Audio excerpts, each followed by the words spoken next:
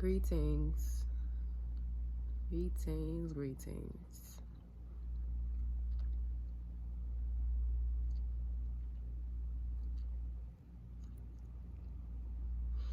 I'm now starting to listen to so much different outbursts that's happening into this world now, guys, and it's just saying,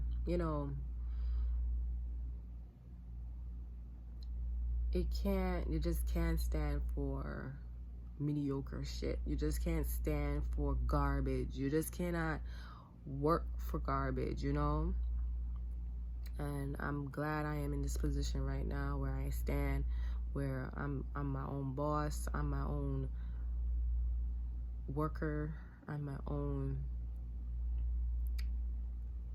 own financial problem, And seeing how these big corporations are being controlled by so many white supremacies and so many white people, it shows how you are a black person working for them, and it's being said and done how far you're going to be when you are in the job, I have a story to tell you guys that I never shared like this before, and it's because of the subject that Nick Cannon has become, they calling it as anti-Semitic. He's being, where he's not being anti-Semitic. It's just like saying there's no racism going on and white people don't see racism going on, but they surely so that means they don't see police brutalities that's happening as well, and that's shown, and it's not showing a specific race by all means right now. Okay, well, let me tell you this story, guys, because this has been where it all shows, said and done, where I stand to, where it comes down to these stupid ass jobs out here that try to hold people for it. And my last job, my very last job, tried that shit with me, and I was just not having it. I'm not, because once you start to look good and you start to be good in the job, and they start holding you for it and try to make sure, spread that that other position to you so that you can stay there. Yeah, okay. Well, let me just give it to you guys. So this last job that I come off now since the pandemic hit. So before the pandemic, back in 2019, as a permanent document worker, because I worked in a document management place. It was a private company, and I worked as a first it was a batcher. I was a temp. I was a batch worker until I became a scanner, until I became an exporter, until I became a supervisor. So I was a supervisor when I became a permanent worker for CASO. That's the name of the document agency. It was CASO Inc. I enjoy working at CASO Inc. I enjoy working as a worker there and getting to know everybody and getting to know my job. When I became more aware and I became more familiar and I became more alert in this position, I ranked up from a temp to a permanent worker. Now, this was where I started my permanent work at another location, where I started to become more aware in my job and more aware in everybody else and how I'm doing my job. So when I started to relocate, then I started to become a supervisor. And this is where I started to become more diligent with my work and diligent with my time. And also more works was coming in for me to handle, to do. I had more work to do. And then being in that position, and I was the only scanner and exporter in that room that became holding down that room, and everybody else was in another room that was holding down another room.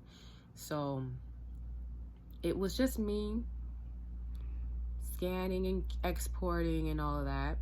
And then I had to work with more other people, which was fine. I'm not pushy. I'm not mad at who I'm working with. And if there's more people than me, then that's what it gets the work done faster. So my boss started to add more people, and my boss started to put one of the batchers that were from another room become a scanner, just like where I was. So, mind you, this coworker didn't know nothing about scanning much lately, because he's just started out to become one and started to learn how to be a scanner, which he picked up quickly, and it was fine. And the thing was, I was more heavy into this work and knew what to do, and versus what he already can do at the job and do like what I'm doing. So it came to a point where I suddenly started to see more of this coworker, how he is as a person, and how he is with his side issues that he keeps on bringing up in the job, his little personal, which I didn't care. And it's not work, it's not paying me, so I didn't care. But he had issues that he kept arising in the job for, and made everybody uncomfortable and frustrated. And it showed on other people that we worked with, especially the different people that we worked with in our own work. We were actually in the same room as these people, and imagine we're working for them. Now listen to this, guys. It came to a point where I'm in the room and he's in the room, and I'm helping out on the computer, where I notice on the computer that there's some information missing, and it's my job to make sure that it gets fulfilled and everything gets fulfilled, because at the end of the day, my boss is going to make sure that everything is like a-okay. Everything is not missed. Everything is not there's no error. I'm in charge. He basically put me in charge. That's what the man told me. So it came down to the point where I noticed something wrong in the log. Then I come to my coworker and let him know that, you're doing a good job, and I can see that you're doing a good job. And all of a sudden I noticed that there's some information that I want to clarify with him and let him know that, that it's important that you continue to complete that box and make sure that box is completed, and that it shows in the log without having me see something blank and it was not finished, it's incomplete. I didn't think it was a big deal, and I was just only trying to help in a sense in that way, and help create an understanding with this person and make sure that you're doing this right. I didn't think this was gonna be a big deal, and then he's like going out of his head, making so many different gestures, making different like he's frustrated too. I don't know what it is, because this man always coming in with a problem, and I wouldn't know what will be the problem. He shows the problem better than he can tell it, and it's just to the point where I have to let him know, I kind of feel very uncomfortable right now, and not only me, but you're making other people uncomfortable, and I'm only trying to help you make sure you do the stuff right. And imagine, if you want to look good, then I have to look good, right? He's a European man. I'm a black woman. Nothing to the point, to this extent where I feel like oh, anybody feels being wrong at this point. Nothing, And I'm just telling him to make sure that you do future reference, or to the next time you do this, you remember that you do it, right? Mind you, I said that, yeah, you're making me uncomfortable, and you're making everybody else in the job uncomfortable. And now all of a sudden that comes out of his mouth, which was flabbergasted. I feel discriminated. And mind you, all I can think of was myself my mind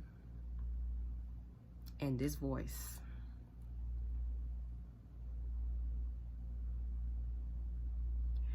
I look at the screen, and then the next thing is, if I remember, I walked away from the screen and went back to my computer and do what I was doing.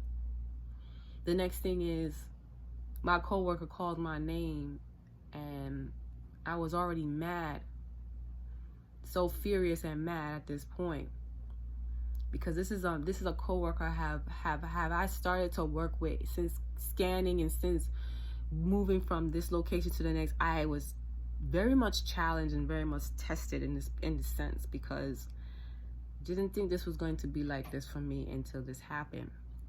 And that he tried to like comfort me and trying to like say, oh, he's not trying to get me mad. And I'm just like, I answered back like, what at this point? And to the point where my boss walks into the room and noticed the tension, the energy. He noticed me. The first thing he noticed was me, because the thing is, I'm at a point where I'm out of words. I'm ready to fight. I'm ready to scream my head off and do what I do what people what they want to see. And this is just where I didn't go into that position. So honestly, it was like when he came into the room and he made sure he comes in, he said, oh, good morning, guys, and he says that, and I just say, how's everybody doing? Honestly, I was like this. This is where I was.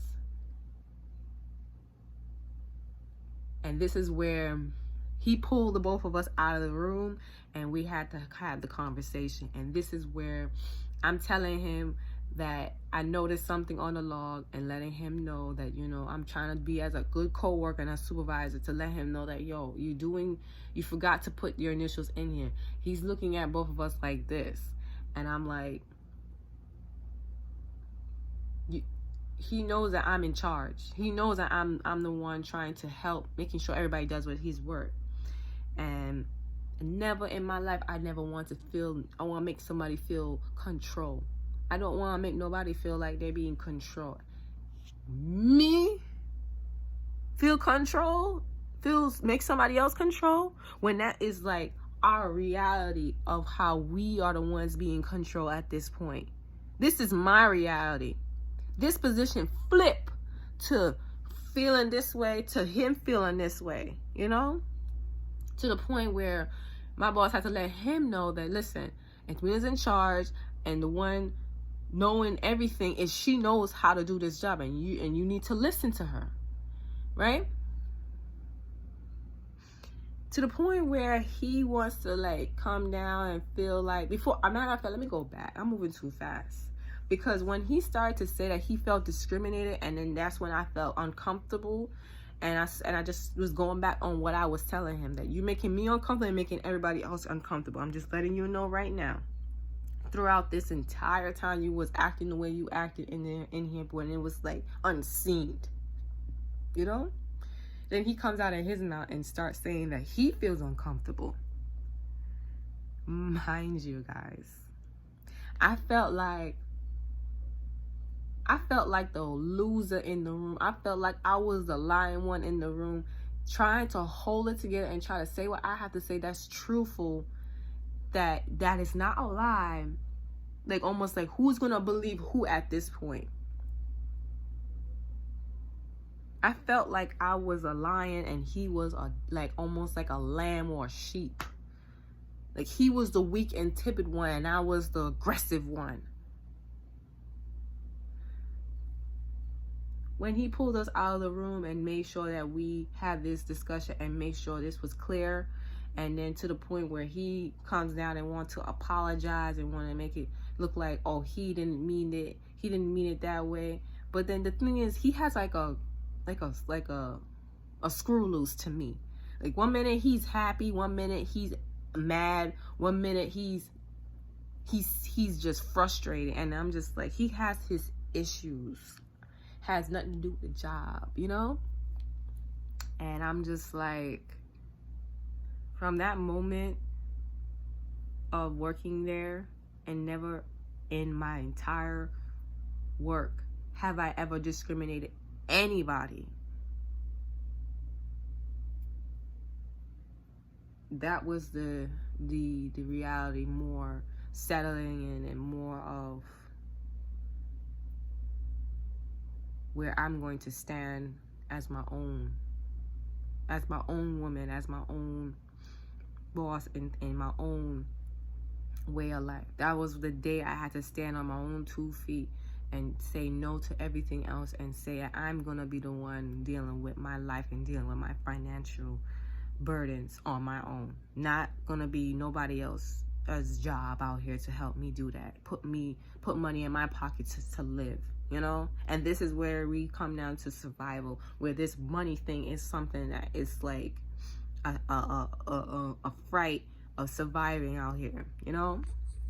I'm at a point where it's just, I'm done with the BS. I'm done putting up with stupid people that you got to keep proving your way to, and showing that you are worthy, and showing that you can do it. You know, I'm about tired of it. And just to see how Nick Cannon had to express himself about some of the things that has gone through in that interview, which it's just alarming. And he was fired. Imagine, fired from these big corporations. Oh, these corporations owned by white people, pretty much, you know? And it just says along how we are being handled and how we being treated, and as if they don't, and again, they don't see it. They find the problems not happening. They find that we're just the ones not truthful enough to say these things, to see that these are happening, or in a sense. And I'm just like, this is the same position that I used to be beaten when I was working. How this guy was just being like, oh, how you felt discriminated after what I'm trying to tell you what to do, after I'm telling you to make sure you put your information in the log right. I got to do it too. When this become, oh, I feel like, oh, I need to control you. You ain't the only one who needs to work in the in there, and that's my thing. And I was just annoyed to the point where that actually happened to me, and that was said like that. And I was just annoyed, mad as hell. I could have went crazy. I would have went so different. But because I was living different, I was getting my life together, and I found myself a place and everything, and I had to support myself. You see where I'm going with this, right? Who's being controlled right now? Not me. Who's being controlled right now?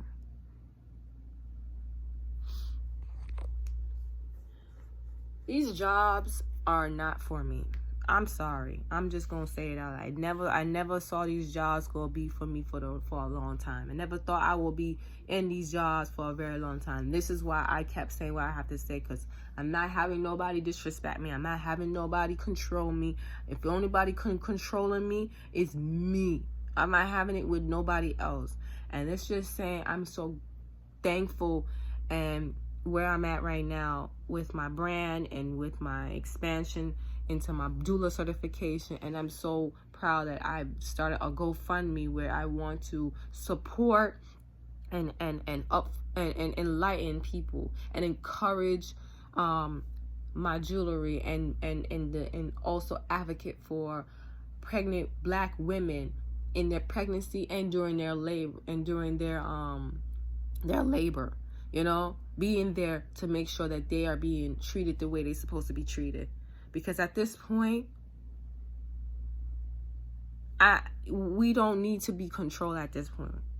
We got to control ourselves And there's no other job that's going to help, or no person is going to do this to us. And it's because of this general racial, this way of life that we go through. With all of this craziness where people are being handled out here, especially black and brown, especially us, that really have shaped and molded me now, and I'm glad I am at this position. And I just want you guys to continue to support my jewelry, and also to look out for the King collection that's also coming out real soon in the next few days. It's gonna be impressive, and I'm glad enough to make these impressive moves, and I've done in my life to make way and to be where I'm at this point. Like, all of this time, you gotta find your footing. You have to find your position where you want to be and how you want to be into this world. Imagine everybody's gonna have to take this road and to find themselves and to see where they were, see how they are, and see how they want to be treated. You gotta know where you want to stand. And it's just saying, man, it's just this right here at this point. This is where I just draw the line at this point, where I do not deal with jobs like this. I do not want to be like controlled in this way. And it's up to me to say no to these things. And it's just saying, it's going to show. It's going to let everybody know too that you ain't gotta stand for shit like this neither. You ain't gotta be put up with no hierarchy or no white person or no corporation. You be your own boss. You create something of your own and make money off of it. Because at the end of the day, they're selling your talent short, and they try to make you look like you're nothing. That you can't do enough to supply yourself. Just to take make money of your own. They want you to be up underneath them to make sure that you get a job, that you can get a position, that you can get a paycheck. Yeah, okay. I just had to share that to you guys, like, cause this was needed to be said now, and it's just it couldn't hold no more. It was like it couldn't be silent. It couldn't be quiet any longer. It had to be said, and this is it. And now you guys know a part of me, where I stand, and also where I stand with my business.